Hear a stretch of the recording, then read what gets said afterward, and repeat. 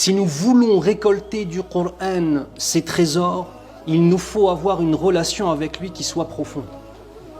Et s'il vous plaît, laissons de côté simplement la notion de lire le Coran sans le comprendre. Lire le Coran sans le méditer, qui fait partie des ibadat, des adorations. D'accord ? Chaque lettre qu'on va lire aura au minimum 10 hasanat. C'est une dimension de ajar et de relation avec le Coran qui est extrêmement importante. Allahumma ja'alna min ahli al-Qur'an. Demande à Allah de faire de nous des gens du Coran qui le lisent sans arrêt et qui le mémorisent. Mais mes frères et sœurs, s'il vous plaît, on va aller dans une deuxième étape, qui est celle de la méditation sur le Coran al-Karim. At-tadabbur fi ayati al-Qur'an al-Karim. Le fait de réfléchir, le fait d'essayer, écoutez bien, d'appliquer le Coran à nos existences.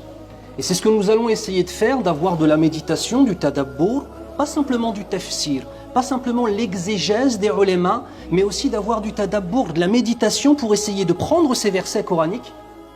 Et qu'est-ce que j'en fais dans ma vie? Qu'est-ce que je fais dans ma vie de Alhamdulillahi Rabbil Alamin? Qu'est-ce que j'en fais? Mes frères, je ne parle pas de théorie. Je parle de la réalité. Qu'est-ce que je fais de Alhamdulillahi Rabbil Alamin dans l'éducation de mes enfants, dans mon travail, dans ma relation avec mes frères et sœurs dans la foi, dans ma relation avec les musulmans et les non-musulmans, dans la relation avec vos épouses, dans la relation avec les maris des épouses, avec nos parents. Ar-Rahman et Ar-Rahim. Qu'est-ce que j'en fais?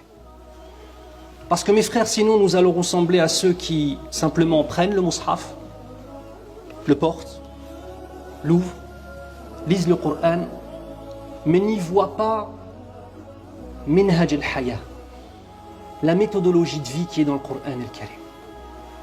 En fait, il faut comprendre, mes frères, que le Coran est la parole d'Allah. Tout ça, vous le savez tous, hein, c'est vrai, on le sait tous. Al-Qur'an ou kalamullah, on l'a tous appris, on le sait.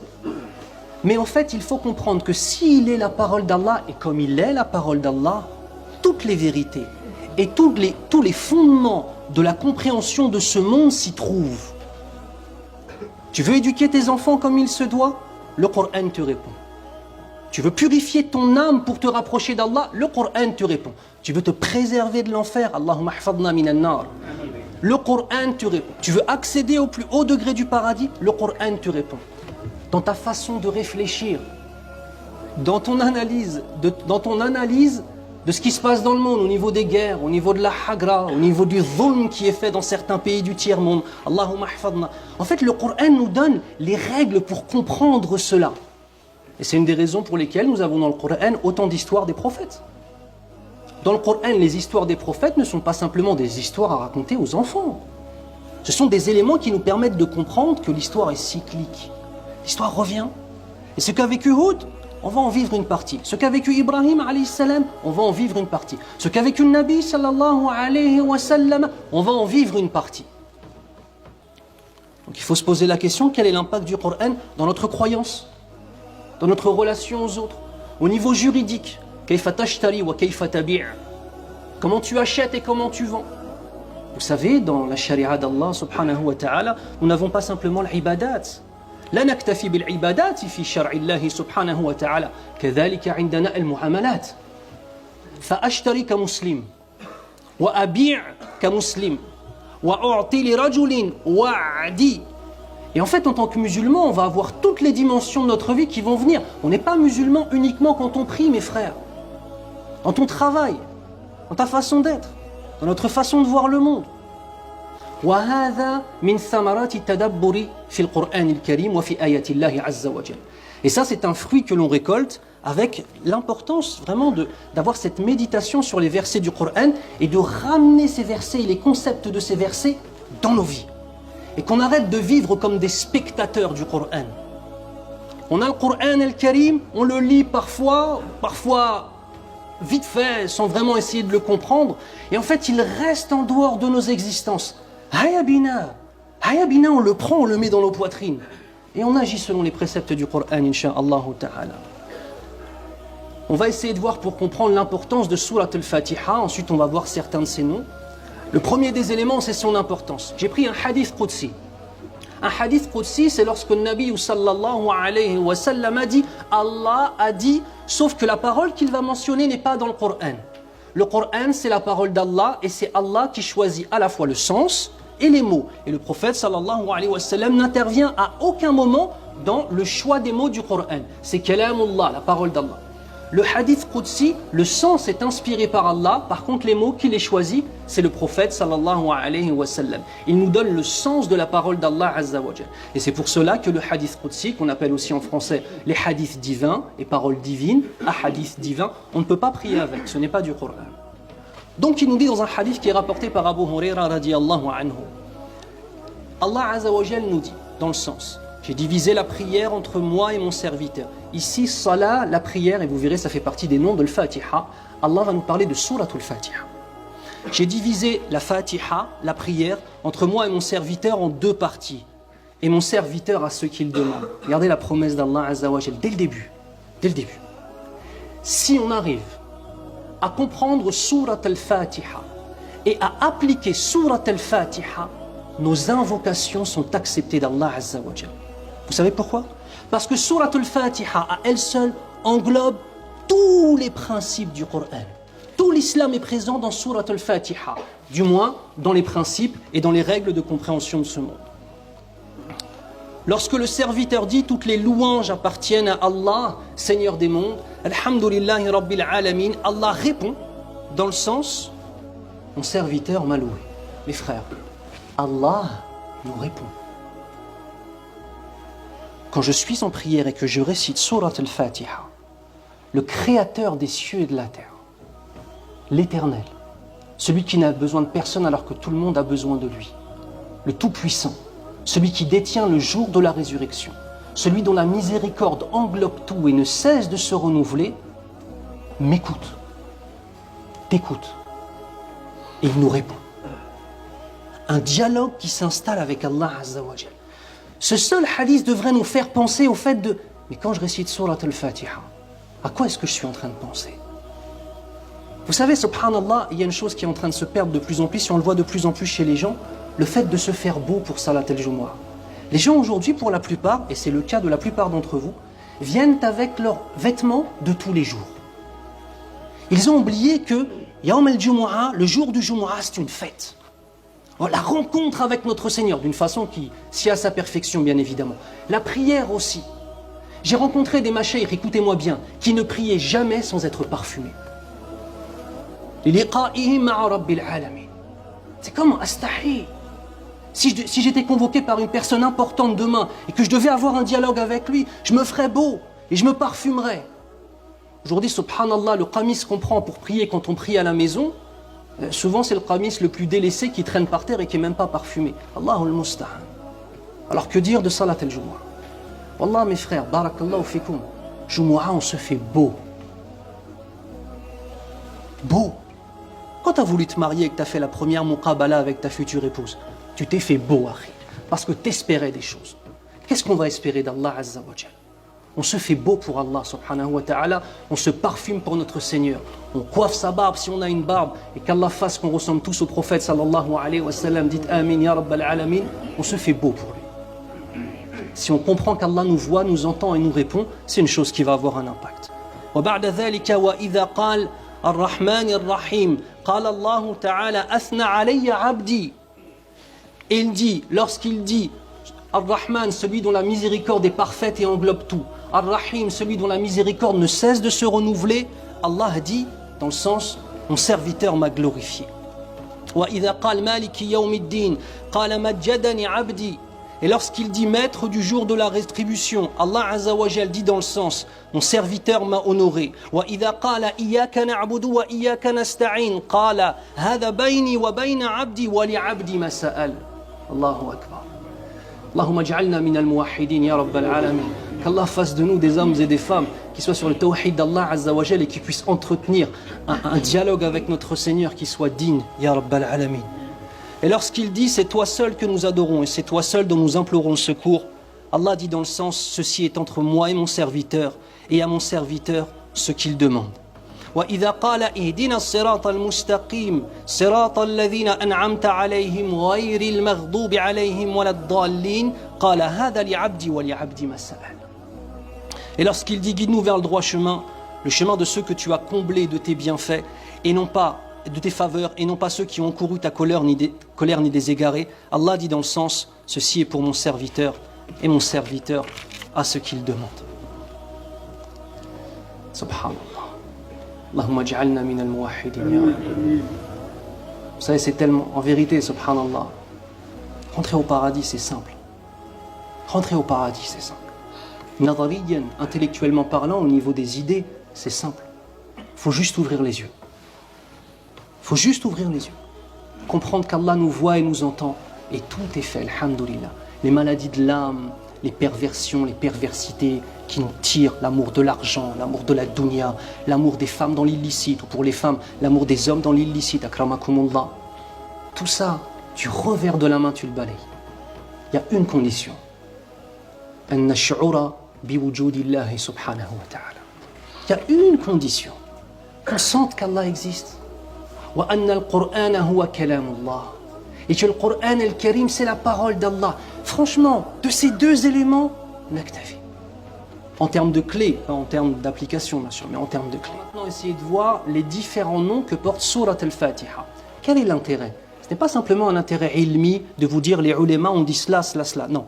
La question, c'est chaque nom que vous allez entendre, comment est-ce que ce nom-là de Surat al-Fatiha, je vais pouvoir regarder la Fatiha à la lumière de ce nom. Fatiha, celle qui ouvre. Les ulémas ont essayé de donner une explication à la cause de ce nom. فأولا من العلماء من قال أنها سميت الفاتحة لأنها تفتح القرآن الكريم. Première des paroles, certains ulémas nous disent ça s'appelle Fatiha. Vous connaissez certainement le verbe Fataha yaftahu. Fataha yaftahu signifie notamment le fait d'ouvrir. Eh bien, Surat al-Fatiha, c'est comme une porte. عندنا القرآن وسورة الفاتحة باب. C'est une porte. Si on ouvre Surat al-Fatiha comme il se doit, en comprenant Surat al-Fatiha, on va avoir accès à une pièce. Cette pièce, c'est Kunuz al-Qur'an. C'est les trésors du Coran. Si on n'a pas compris Surat al-Fatiha, qu'on n'a pas ressenti Surat al-Fatiha et appliqué dans nos existences Surat al-Fatiha, eh bien cette porte risque de grincer et d'être un petit peu lourde à pousser, et même très très lourde, qu'Allah nous préserve. وقيل الفاتحة لأننا نبدأ بها في الحفظ للصلوات. Parmi les ulémas nous disent qu'on l'a appelé le Fatiha, certains nous disent qu'on l'appelle le Fatiha parce que c'est la première sourate que tu vas apprendre et elle ouvre ton apprentissage du Coran al-Karim. وقيل إنها الفاتحة لأنها أول سورة أنزلت ولم أقل أول آية فرق بين الآية والسورة. De même, le nom al-Fatiha s'appelle Surat al-Fatiha parce que c'est la première sourate qui a été révélée entièrement. Le premier verset révélé, à la khilaf, c'est Iqra bismi rabbika alladhi khalaq. Ça c'est un verset. La sourate al-Alaq n'a pas été révélée entièrement d'un coup. Par contre, Surat al-Fatiha a été entièrement révélée d'un coup. Et une porte s'est ouverte depuis le ciel. Cette porte s'est ouverte une fois et elle ne se réouvrira jamais. Et de cette porte ouverte, fils Sama, est descendu Surat al-Fatiha. De même, qil اسمها الفاتحة لأنها تفتح قلوب القارئين لنور الإيمان. Allahu Akbar. Les ulémas nous disent aussi, elle s'appelle Surat al-Fatiha parce que c'est une sourate qui ouvre la poitrine de celui qui lit le Coran et il ouvre sa poitrine à la lumière de la foi. Allahumma ja'alna minhum ya rabbal alamin. Wa min asma'iha al-wafiyah لأنها تتضمن جميع دروس القرآن.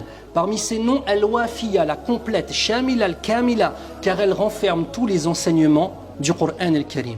ومنها الكافية, celle qui suffit, parce qu'elle nous enseigne tous les éléments de l'islam à elle seule. ومنها الأساس لأنها أصل الدين كما نجد أصول للبيوت. Les ulémas nous disent aussi parmi ces noms al-Asas, qu'on appelle, regardez la base. Parmi les noms de l'Fatiha, vous vous rendez compte l'importance de cette sourate? La base. Pourquoi? Parce qu'en fait, quand tu vas construire une maison, il te faut des bases, sinon ta maison peut s'écrouler à n'importe quel moment.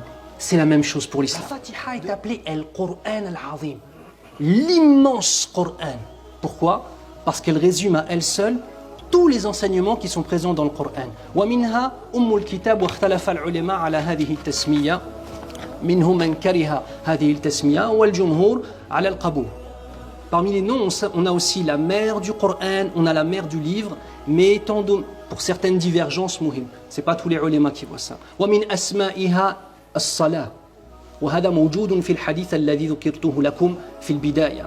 إني قسمت الصلاة بيني وبين عبدي نصفين. Certes, j'ai divisé la salat, la Fatiha, entre moi et mon adorateur en deux moitiés. Si parmi les noms de Surat al-Fatiha, la sourate de la louange.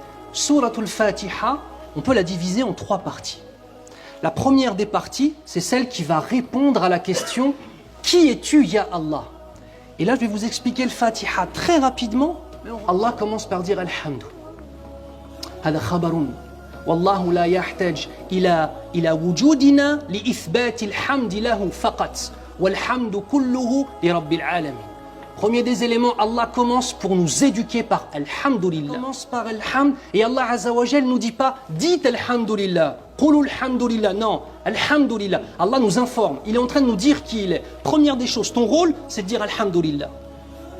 Ton rôle c'est de comprendre que tu maîtrises rien, c'est Allah Azza wa Jal qui maîtrise tout. Alhamdu li, l'âme al-mulkiya, le lème de l'appartenance, elle appartient à Allah uniquement. Allah, on verra le sens d'Allah subhanahu wa ta'ala. Alhamdulillah, ok ya Allah, j'ai envie de dire Alhamdulillah. Wa man anta ya rabbal alamin, qui es-tu ya Allah? Je vais dire Alhamdulillah, mais il faut que je te connaisse. Donc Allah va se présenter. Rabbil alamin, wa rabb, wal khaliq, wal malik, wal razzaq, wa huwa ala kulli shay'in qadir. Donc ensuite Allah Azza wa Jal, pour définir qui il est, Allah, le premier nom qu'il nous donne c'est Rabb, le créateur de toutes choses, le possesseur de toutes choses, celui qui donne la subsistance à qui il veut, la santé, enfin, la foi, la santé, l'argent, les biens, les enfants, etc., le bonheur, de façon générale. C'est Allah qui donne. Ça c'est dans le nom Ar-Rabb. Et quatrième dimension, c'est celui qui fait la prédestination. وبعد ذلك الحمد لله رب العالمين. إذا استمعنا إلى اسم الله عز وجل الرب نرجو ونخاف أليس كذلك؟ Si on entend le nom d'Allah Ar-Rabb, ce nom il fait peur. Le créateur de toutes choses, Izzatullahi Azza wa Jal, Allahu latif bi'ibadihi. Allah est doux avec ses adorateurs. Regardez, il va nous rassurer. Ar-Rahman Ar-Rahim. Pour nous rassurer, celui dont la miséricorde est parfaite, Ar-Rahman, et Ar-Rahim, celui dont la miséricorde ne cesse de se renouveler. Mais attention, parce qu'on a de Ar-Rahman Ar-Rahim, il y a des gens qui ont donné des mauvais fruits. De Ar-Rahman Ar-Rahim, la miséricorde d'Allah Azza wa Jal qui est extraordinaire, on a des kalams maintenant qui sont dit, quelqu'un fait quelque chose de haram volontairement et qu'est-ce qu'il dit après? La ghalib. Non, ça c'est pas Ar-Rahman Ar-Rahim. Ça c'est le rabat, ça c'est l'idiotie profonde. On commet un péché et ensuite Allah ghalib. Mais comment ça? Subhanallah. La miséricorde d'Allah Azza wa Jal, c'est pour nous rassurer. Et quand je dis Allah ghalib, je ne vise pas une communauté. Hein. Je parle du sens, hein, bien évidemment. Quand on dit Ar-Rahman Ar-Rahim, c'est Allah Azza wa Jal, malgré mes erreurs, je garde l'espoir de rentrer au paradis. Allah est parfait, je suis imparfait. Malgré cela, je garde l'espoir qu'Allah subhanahu wa ta'ala accepte. J'ai commis des péchés, je me suis repenti, Inch'Allah, sincèrement, j'ai espoir qu'Allah efface tout. C'est bon, c'est bien, mais il ne faut pas que ça nous fasse tomber dans l'oubli de la réalité. Et c'est pour ça qu'Allah Azza wa Jal enchaîne avec quel nom? Maliki Yawmiddin. Une nouvelle menace. Wa'idun min Allah Azza wa Jal. La tansa ya abdi. Allahu ar-Rahman ar-Rahim, na'am. Wa sanarji'u ilayhi kulluna jami'. On va tous revenir à Allah Azza wa Jal. Donc regardez cette première partie qui nous présente qui est Allah, elle est simple. Allah nous dit que, nous explique notre devoir, c'est faire le hamd, de faire la louange. Ensuite il se présente, il est le créateur, etc. Tout ce que je vous ai dit. Ensuite il nous rassure, il nous dit que sa miséricorde englobe toutes choses. Et ensuite il nous menace, il nous dit mais attention, vous allez revenir à moi. Su'al al-thani, man anta ya abd. La question numéro 2, qui sommes-nous, nous les adorateurs d'Allah Azza wa Jal? C'est quoi notre rôle? Iyyaka na'budu wa iyyaka nasta'in. C'est toi seul que j'adore et c'est auprès de toi seul que je cherche protection. Intaha. C'est ça notre rôle. Notre rôle, on a été mis, écoutez, on a été mis dans cette dunya pour ça. Et tout le reste, ça va autour, c'est autorisé, alhamdoulilah, tant que c'est dans le halal, il n'y a pas de problème. Mais si on n'a pas Iyyaka na'budu wa iyyaka nasta'in istami'u, wujuduna ka'adamina. Si on n'a pas Iyyaka na'budu, c'est toi seul que j'adore. Wa Iyyaka nasta'in, et c'est auprès de toi seul que je me réfugie, notre présence sur cette terre n'a pas de sens. On est comme des plantes, ou comme bahimatul an'am. La nafqahu shay'a. Allahumma ahfadna min dhalik. Et ensuite, la dernière partie, c'est quoi la voie? Ihdina sirat al-mustaqim. Regardez, on fait dua. Maintenant, on est digne de faire dua. On connaît Allah, al-ilm. Iyyaka na'budu wa iyyaka nasta'in, al-amal. Maintenant, tu peux faire dua. Il y a une dignité dans le fait de lever ses mains et s'adresser à Allah Azza wa Jalla. Et la Fatiha nous l'enseigne. Et c'est quoi cette voie? Sirat alladhina an'amta alayhim, ghayril maghdubi alayhim, et non pas ceux qui ont couru ta colère, ceux qui avaient la connaissance mais n'ont pas eu les actions. Wala dallin, et non pas les égarés, ceux qui avaient les actions mais qui n'avaient pas la connaissance. Tout est présent dans Surat al-Fatiha. فنسأل الله سبحانه وتعالى أن يفتح قلوبنا لسورة الفاتحة يا رب العالمين. إن الله وملائكته يصلون على النبي يا أيها الذين آمنوا صلوا عليه وسلموا تسليما. وقال